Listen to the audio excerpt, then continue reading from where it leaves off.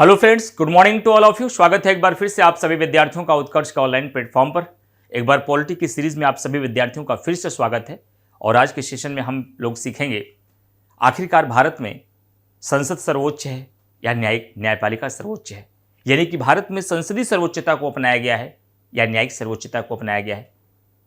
संसदीय सर्वोच्चता का अर्थ क्या होता है, न्यायिक सर्वोच्चता का अर्थ क्या होता है, भारतीय संविधान निर्माताओं ने इन दोनों प्रावधानों में से किस प्रावधान को अपनाया या मध्यम मार्ग को अपनाया, या जिसे भी अपनाया उसके पीछे के कारण क्या थे। संसदीय सर्वोच्चता के क्या लाभ हैं, क्या चुनौतियां हैं, न्यायिक सर्वोच्चता के क्या लाभ हैं, क्या चुनौतियां हैं, इस पूरे कंप्लीट मुद्दों को आज आधा घंटे में हम लोग सीखेंगे। तो एक बार सभी साथी लिंक को शेयर करिए ताकि आपके सभी आसपास के विद्यार्थियों को भी इससे परिचित होने का अवसर मिले। चलिए शुरू करते हैं और देखते हैं कि संसदीय सर्वोच्चता और न्यायिक सर्वोच्चता के मध्य समन्वय को भारत में साधा गया है या संसदीय सर्वोच्चता को अपनाया गया है या न्यायिक सर्वोच्चता को। भारतीय संविधान, अगली हेडिंग हमारी होगी भारतीय संविधान, भारतीय संविधान न्यायिक सर्वोच्चता और संसदीय सर्वोच्चता, संसदीय सर्वोच्चता के मध्य समन्वय। समन्वय का मतलब होता है सामंजस्य, संतुलन, समन्वय को साधता है का समन्वय है। भारतीय संविधान न्यायिक सर्वोच्चता और संसदीय सर्वोच्चता के मध्य समन्वय है, इसको समझाता हूं आपको।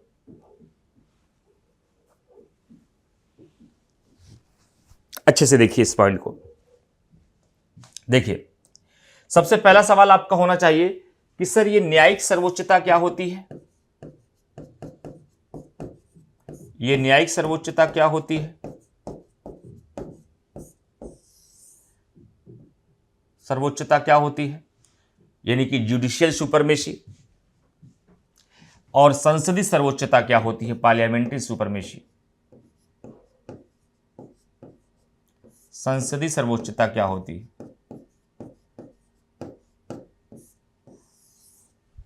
न्यायिक सर्वोच्चता क्या होती है, और संसदीय सर्वोच्चता क्या होती है। संसदीय सर्वोच्चता का मतलब होता है जहां संसद सर्वोच्च होती है, जहां संसद सर्वोच्च होती है। पहले कॉन्सेप्ट को समझिए। कोई भी जब टर्म आए किसी भी विषय में, चाहे आप हिस्ट्री पढ़िए, चाहे आप ज्योग्राफी पढ़िए, चाहे आप इकोनॉमी पढ़िए, चाहे आप गवर्नेंस पढ़िए, चाहे आप पॉलिटी पढ़िए, तो सबसे बड़ी बात होती है कि जो भी टर्म आपके सामने आते हैं उस टर्म का अर्थ आप समझते हैं कि नहीं, उसका मतलब आप समझते हैं कि नहीं। अगर उसका आप टर्म का मतलब नहीं समझते तो आपके लिए बड़ा चैलेंज है, तो आपको वहां पर दिक्कत आएगी। सबसे ज्यादा जरूरी है कि आप पहले टर्म का मतलब समझें। अब संसदीय सर्वोच्चता का मतलब क्या, संसद की बिल्डिंग बहुत ऊंची होती होगी? नहीं, संसद की बिल्डिंग बहुत ऊंची का मतलब नहीं है। संसदीय सर्वोच्चता का मतलब यह होता है कि जहां पर संसद सर्वोच्च हो। संसद सर्वोच्च होने का मतलब क्या है, जहां पर संसद द्वारा बनाए गए कानूनों की, ध्यान से समझिएगा, बहुत बड़ा कॉन्सेप्ट है ये, जहां पर संसद द्वारा बनाए गए कानूनों की वैधानिकता की जांच करने का अधिकार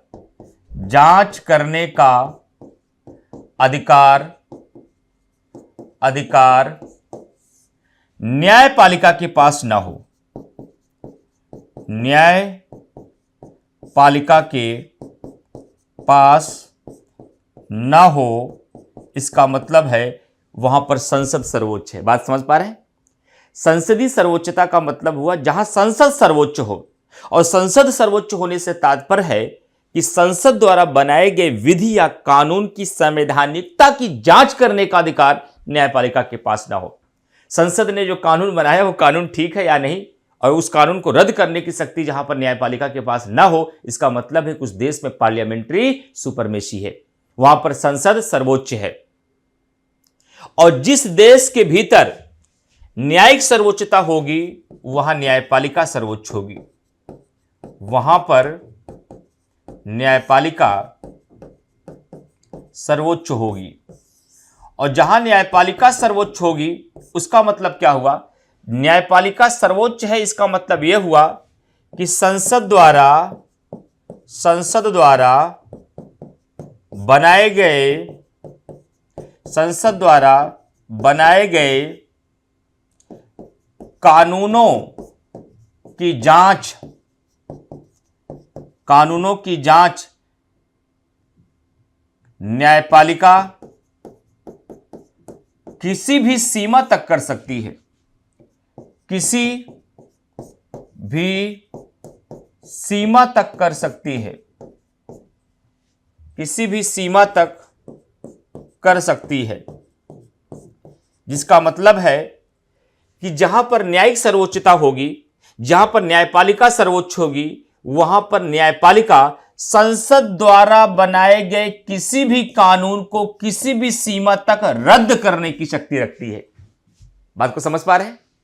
जहां संसद सर्वोच्च होगी वहां संसद द्वारा बनाए गए कानूनों को न्यायपालिका रद्द नहीं कर सकती, वहां संसद द्वारा बनाए गए कानूनों की वैधानिकता की जांच न्यायपालिका नहीं कर सकती। और जहां न्यायपालिका सर्वोच्च होगी वहां न्यायपालिका संसद द्वारा बनाए गए किसी भी कानून को किसी भी सीमा तक रद्द कर सकती है। ओहो हो, इसका मतलब आप यह कहना चाह रहे हैं कि जिस घर में बहू की सर्वोच्चता होगी वहां पर बहू के द्वारा किसी भी किए गए कार्य की जांच करने की शक्ति सासू मां के पास नहीं होगी। बहू चाहे रात को 9 बजे डिनर करके आए, चाहे 11 बजे पार्टी करके आए, सास के पास ये पावर नहीं होगी कि वो बहू से पूछे भैया कहां गई थी। इसका मतलब जिस घर में ऐसा है उस घर में बहू की सर्वोच्चता है। वो आपकी इच्छा है, आपको लगता है कि सुनने में ही समझ में आ जा रहा है, नोट्स में हम डायरेक्ट पढ़ने क्लियर हो रहा है, मत ही लिखिए। आपको लगता है कि नहीं इंपॉर्टेंट पॉइंट है, हम अपने समझने के लिए, हम अपने दोहराने के लिए लिखना जरूरी है, तो लिख सकते हैं। सलमान खान, फिर से मेरी बात सुनिए और कोशिश यही किया करिए कि पढ़ते वक्त थोड़ा सा बीच में डिस्टर्बेंस ना हो, रिदम टूटेगा, वो थोड़ा सा आपका भी नुकसान होगा और मेरा भी। फिर से मैं अपनी बात समझाता हूं।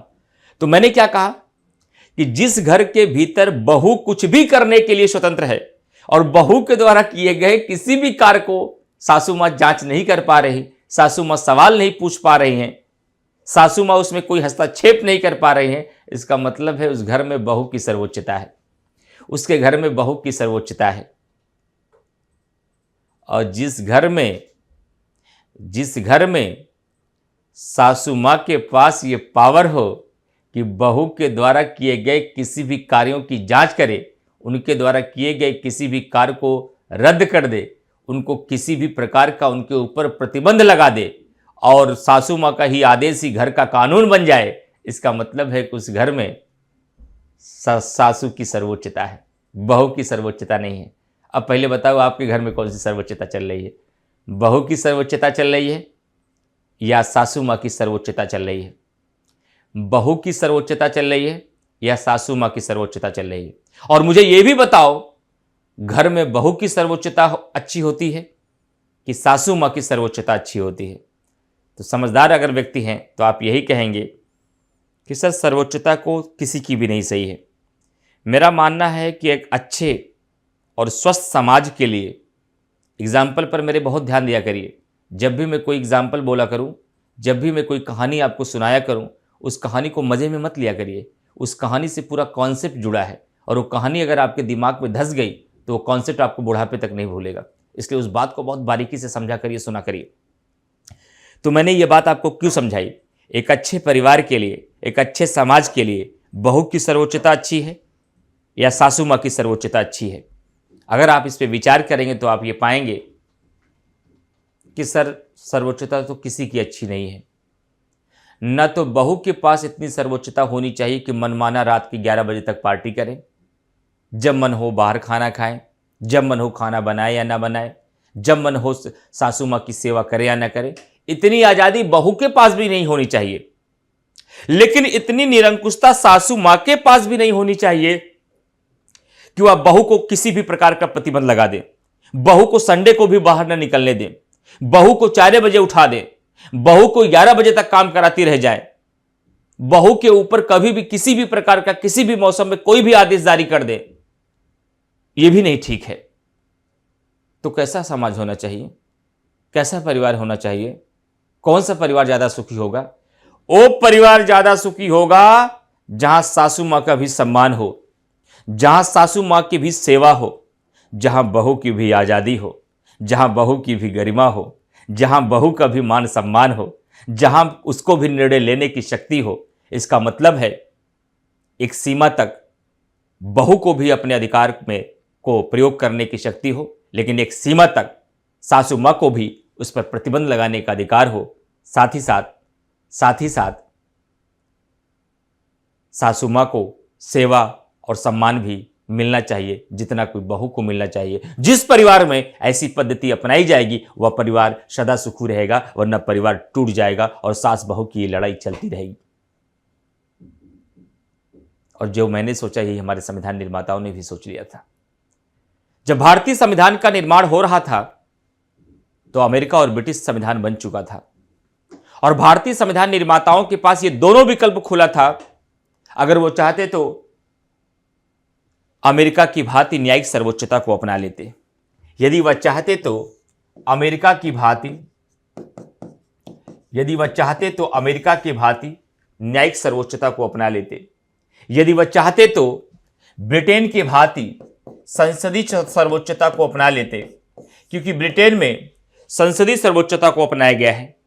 यानी ब्रिटेन के द्वारा बनाए गए कानूनों की वैधानिकता की जांच करने का अधिकार न्यायपालिका के पास नहीं है, और अमेरिका में न्यायिक सर्वोच्चता को अपनाया गया है। यानी अमेरिका की न्यायपालिका पार्लियामेंट के द्वारा बनाए गए कानून को किसी भी सीमा तक रद्द करने की शक्ति रखती है।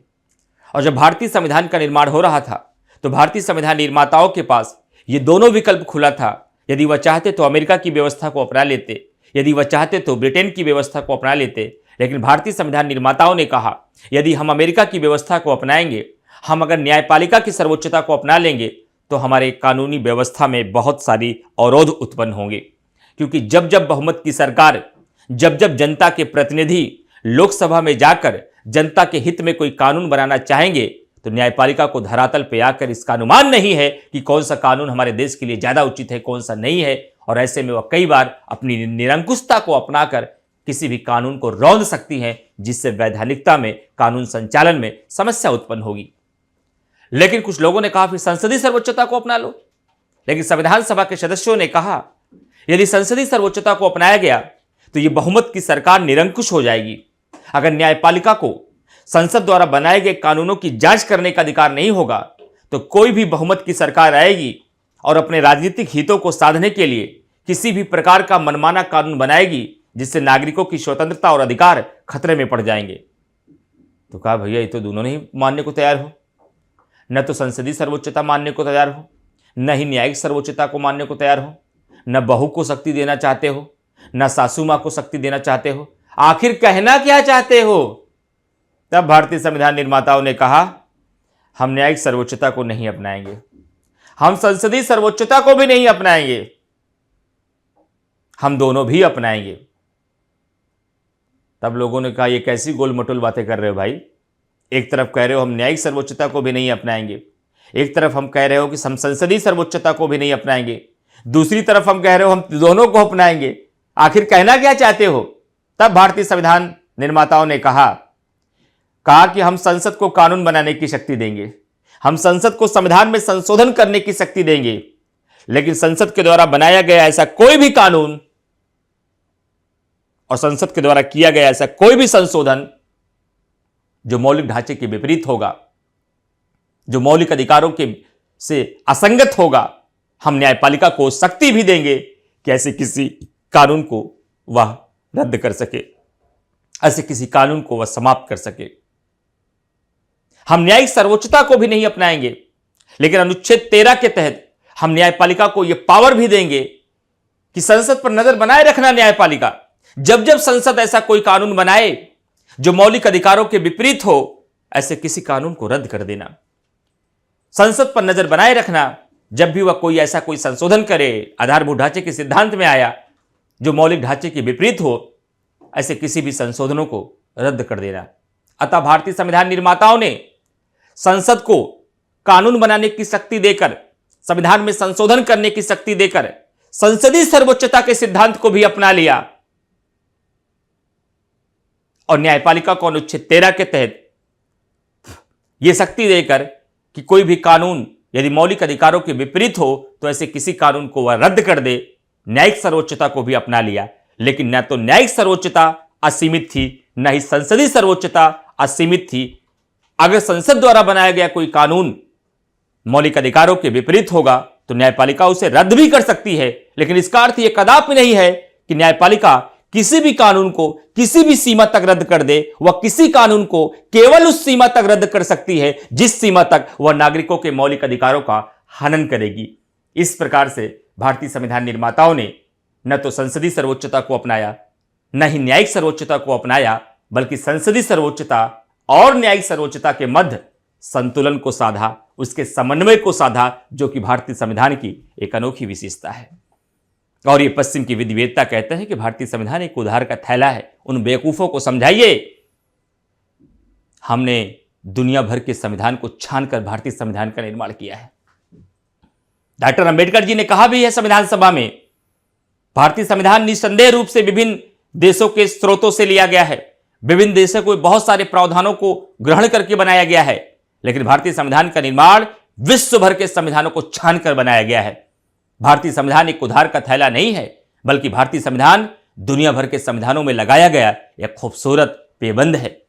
हमने तो न तो ब्रिटेन की तरह संसदीय सर्वोच्चता को अपनाया, हमने न तो अमेरिका की तरह न्यायिक सर्वोच्चता को अपनाया, बल्कि हमने संसदीय सर्वोच्चता और न्यायिक सर्वोच्चता के मध्य संतुलन को साधा है, जो हमने एक विशिष्ट विशेषता को अपनाकर दुनिया का एक नया आयाम दिया है।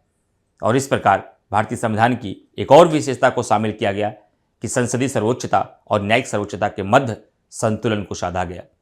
इस पूरी कहानी को पढ़ने का फायदा क्या होगा? प्री में भी फायदा होगा, मेंस में भी फायदा होगा। मुख्य परीक्षा में सवाल पूछा जाएगा, भारतीय संविधान संसदीय सर्वोच्चता और न्यायिक सर्वोच्चता का मध्य एक संतुलन है, स्पष्ट कीजिए। यह कहानी ऐसे बता के आपको स्पष्ट करना होगा कि आखिरकार किस प्रकार भारतीय संविधान संसदीय सर्वोच्चता और न्यायिक सर्वोच्चता का मध्य संतुलन है। और प्रारंभिक परीक्षा में सवाल आएगा, निम्नलिखित कथनों पर विचार कीजिए। भारत में न्यायिक सर्वोच्चता को अपनाया गया है, भारत में संसदीय सर्वोच्चता को अपनाया गया है। नीचे सवाल पूछेगा, केवल एक सही है, केवल दो सही है, दोनों सही है, न तो एक सही है न तो दो सही है। इस कॉन्सेप्ट के बाद आप आंसर बता दोगे, दोनों गलत है। न तो भारत में न्यायिक सर्वोच्चता को अपनाया गया है, न ही भारत में संसदीय सर्वोच्चता को अपनाया गया है, बल्कि भारत में न्यायिक सर्वोच्चता और संसदीय सर्वोच्चता के मध्य संतुलन को साधा गया है। वहां समस्या आज भी है, वहां समस्या है, लेकिन उन्होंने किसी एक को वरीयता दी, हमने किसी एक को वरीयता नहीं दी। हमने दोनों के संतुलन को साधा है। न हमने सासू मां की तानाशाही बनाई, न तो बहू की तानाशाही बनाई, बल्कि दोनों के महत्व को समझा, दोनों को आजादी दी, दोनों की गरिमा का ध्यान रखा।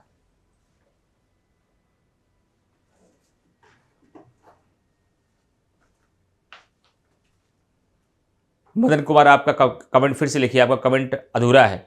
इसमें सर कंफ्यूजन हो रहा है कि संसद की सरोजिता, सरोजिता क्या शब्द है? सर्वोच्चता होती, सरोजिता कुछ नहीं होता।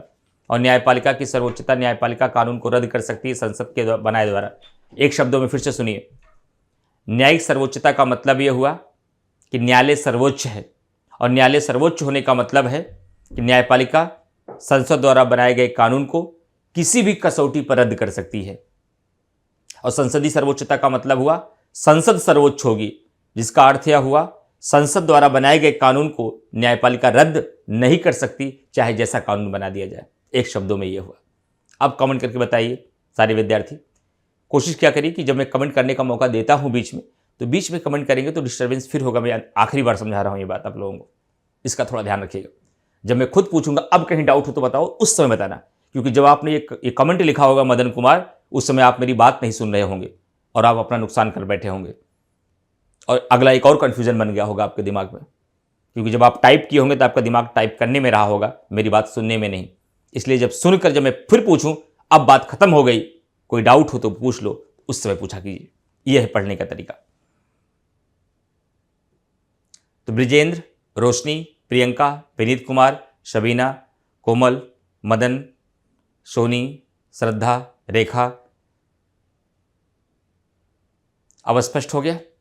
अच्छा, अब रेखा आपका जवाब दे रहा हूं। जब भी किसी मुद्दे को देखे, पूरे पॉलिटी में मैं 1000 कॉन्सेप्ट पढ़ाऊंगा, 1000 फैक्ट पढ़ाऊंगा, उसमें से 50-60% फैक्ट ऐसे होंगे, 50-60% फैक्ट ऐसे होंगे जो पहली बार सुनेंगे, पहली बार दिमाग में पूरा धस जाएगा, 100% क्लियर हो जाएगा।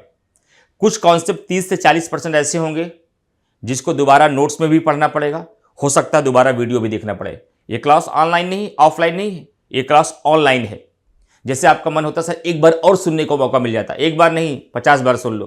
कैसे? वीडियो अपलोड होगा, दोबारा फिर सुन लीजिए, दोबारा फिर सुन लीजिए, 4 सुन लीजिए। ऑफलाइन क्लास ये है नहीं कि एक बार बोल दिए तो दोबारा बोलने का मौका सुन नहीं सकते आप जितनी बार चाहो उतनी बार आप सुन सकते हो, दोबारा वीडियो देख करके। हाँ, समझ में नहीं आया तो मेरी ये नैतिक जिम्मेदारी होगी मैं दोबारा, तिबारा, 4 समझाऊं, लेकिन इस लिहाज से कि एक बार और सुना देते, जैसे कि कोई शायर सुनाया, अनेकों प्रश्न ऐसे हैं जो दोहराए नहीं जाते, बहुत उत्तर ऐसे भी हैं जो बतलाए नहीं जाते, मेरी तो कोशिश थी आप सबको चांद तारे तोड़ कर दूं, लेकिन चादर से बाहर पांव फैलाए नहीं जाते। तब कहते हैं इरशाद इरशाद, एक बार और शेर एक बार और सुनाया जाए। तो ये शेर नहीं है, कॉन्सेप्ट है। तो कॉन्सेप्ट एक बार नहीं और सुनाया जाता, शेर में मजा लिया जाता, कॉन्सेप्ट समझा जाता है। तो ये जब आपको लगे कि अब हमें एक बार और सुनने का मन हो रहा तो वीडियो में सुनिए उसको, क्योंकि हम दोबारा वही चीज आपको सुनाएंगे तो समझ आया होगा ना। हाँ, समझ में ना आया हो तो मेरी जिम्मेदारी है कि उसको मैं दोबारा फिर समझाऊं। हालांकि एक बार और बता देता हूं क्योंकि गहरा कॉन्सेप्ट है। मैंने कहा भारतीय संविधान के भीतर संसदीय सर्वोच्चता और न्यायिक सर्वोच्चता के मध्य समन्वय को साधा गया है, उसके मध्य संतुलन को साधा गया है, उसके मध्य सामंजस्य को साधा गया है। यानी न तो भारत में न्यायिक सर्वोच्चता है, न ही भारत में संसदीय सर्वोच्चता है, न तो पूरी तरह से न्यायिक सर्वोच्चता है, न ही पूरी तरीके से संसदीय सर्वोच्चता है। ब्रिटेन में संसदीय सर्वोच्चता को अपनाया गया है, अमेरिका में न्यायिक सर्वोच्चता को अपनाया गया है, और भारत में दोनों के मध्य संतुलन को बनाया गया है। क्यों संतुलन को बनाया गया?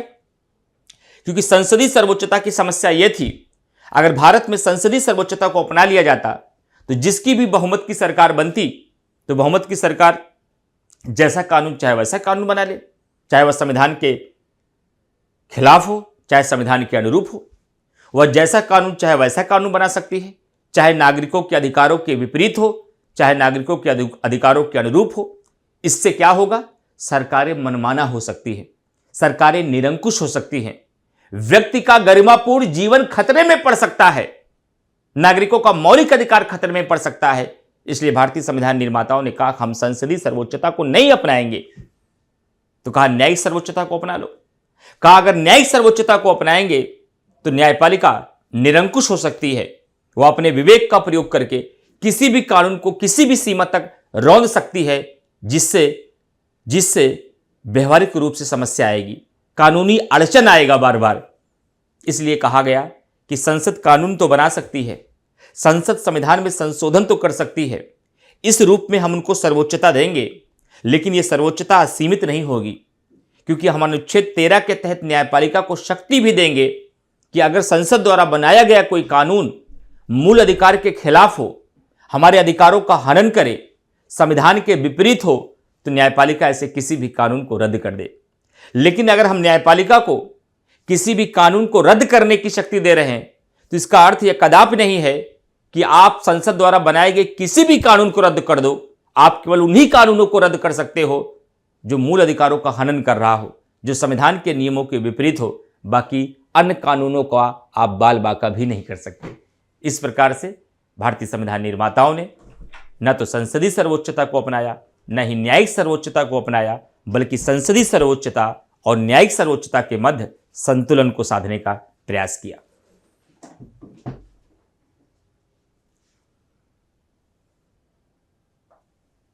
समझ में आ गया ना?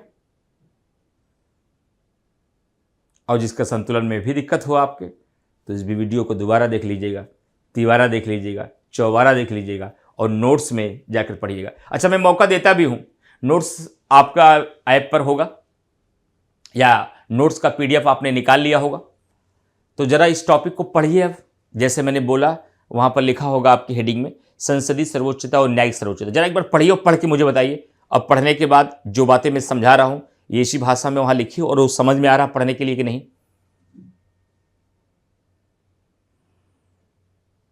सक्रिय हो जाएगा। यही तो संतुलन है कि बहू को आजादी मिलेगी, लेकिन बहू आजादी का प्रयोग इस प्रकार से करने लगे कि घर की इज्जत तार तार होने लगे, तुरंत सासू मां सक्रिय हो जाएंगी और बहू पर प्रतिबंध लगा देंगी। लेकिन अगर सासू मां भी अगर चाहें कि हम उनके किसी भी अधिकार पर, किसी भी स्वतंत्रता को बार बार हम प्रतिबंध लगाएं, तो उनकी भी प्रतिबंध को सीमित किया जा सकता है। तब वहां अधिकार बहू को भी मिलेगा, ताकि दोनों का सामंजस्य बना रहे।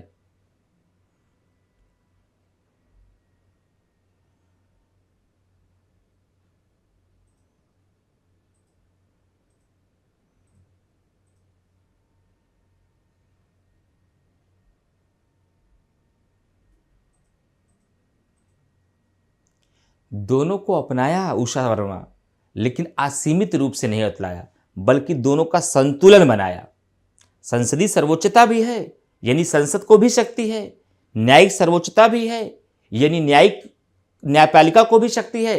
लेकिन यह शक्ति असीमित नहीं है, बल्कि एक दूसरे के ऊपर कंट्रोल बनाया गया है। इसीलिए हम स्पष्ट रूप से यह नहीं कह सकते कि भारत में केवल संसदीय सर्वोच्चता यानी संसद सर्वोच्च है। हम स्पष्ट रूप से यह भी नहीं कह सकते कि भारत में केवल न्यायपालिका सर्वोच्च है। हम ये कहेंगे कि संसदीय सर्वोच्चता और न्यायिक सर्वोच्चता का यहां पर संतुलन है। एनसीईआरटी भी थोड़ा सा पढ़िए, अगर बेस बहुत कमजोर है तो थोड़ा एनसीईआरटी पढ़िए। एनसीईआरटी का अच्छा 6 से लेकर 12 तक पॉलिटी की खरीद लीजिए, सामाजिक विज्ञान की, उसको भी जरा पढ़िए। तो फ्रेंड्स, हम उम्मीद करते हैं कि आपने अच्छे से पूरे वीडियो को देखा होगा, सारे पॉइंट्स को अच्छे से समझा होगा, इंपॉर्टेंट फैक्ट को भी याद किया होगा, इंपॉर्टेंट कॉन्सेप्ट को भी समझा होगा। और ऐसी मेरी उम्मीद है कि अब इससे संबंधित कोई प्रश्न यदि आपकी परीक्षा में आता है तो आसानी से आप टैकल कर लेंगे, चाहे वो प्रीलिम्स लेवल का हो या मेंस लेवल का हो, और इसकी समझ भी आपकी डेवलप हो गई होगी। और ये वीडियो कैसा रहा, कितना समझ में आया और ये सीरीज़ आपके लिए कितनी लाभदायक है, कमेंट करके आप सभी विद्यार्थी जरूर अपना फीडबैक बताइएगा कि इस पॉलिटी की सीरीज़ में आपको सारी चीज़ें अच्छे से समझ में आ रही या नहीं। और लेकिन ध्यान रखिएगा, अभी उत्कर्ष ऐप पर होली हंगामा ऑफर चल रहा है। यह ऑफर 9 मार्च से ही प्रारंभ है, जो 22 मार्च तक चलेगा। और इस होली हंगामा ऑफर में आपको सभी यूपीपीसीएस का ऑनलाइन कोर्सेज पर, जहां एक तरफ 90% तक का डिस्काउंट मिलता है, वहीं 100% तक का कैशबैक ऑफर भी है। और जो उत्कर्ष ऐप के पेड स्टूडेंट हैं उनको 10% का एक्स्ट्रा डिस्काउंट मिल रहा है, जिसके लिए कूपन कोड होली का प्रयोग करना पड़ता है। तो आप सभी विद्यार्थी, चाहे यूपीपीसीएस प्रीलिम्स का बैच हो, फाउंडेशन बैच हो, आरंभ बैच हो, अर्जुन बैच हो, आंसर राइटिंग बैच हो, टेस्ट सीरीज हो, किसी भी बैच, एमसीक्यू बैच हो, अपनी सुविधा के अनुसार, अपनी स्ट्रेंथ और वीकनेस के अनुसार किसी भी बैच के साथ जुड़कर आप अपना तैयारी को बेहतर बना सकते हैं और इस ऑफर का लाभ भी उठा सकते हैं। इसके अलावा जो विद्यार्थी टेस्ट सीरीज लेना चाहते हैं या कोई स्टडी मटेरियल लेना चाहते हैं, तो जो बुकशाला, उत्कर्ष की बुकशाला में जितने भी स्टडी मटेरियल हैं उस पर भी आपको 90% तक का डिस्काउंट मिल रहा है। और साथ ही साथ चाहे वो प्रीलिम्स की टेस्ट सीरीज हो या मेंस की टेस्ट सीरीज हो, उस पर भी अभी आपको डिस्काउंट मिल रहा है। प्रीलिम्स वाली टेस्ट सीरीज तो जिसमें टोटल 40 टेस्ट हैं, ऑनलाइन महज 750 का है। ध्यान बस ये रखना है, ये जितनी भी छूट हैं ये सब केवल ऑनलाइन के कोर्सेज पर है और ऑफलाइन के कोर्सेज पर नहीं है। ये छूट केवल 22 मार्च तक ही सीमित है, इस बात का भी आपको ध्यान रखना है। तो सेशन को अधिक से अधिक शेयर करिए ताकि इस छूट से भी सबको परिचित होने का अवसर मिल पाए और जो कुछ भी आपने इस वीडियो में सीखा है उसका लाभ भी प्रदेश के, देश भर के ज़्यादातर विद्यार्थियों का उसका लाभ भी मिल पाए। Thank you very much. Comment box में कमेंट करके अपना फीडबैक आप जरूर दीजिएगा।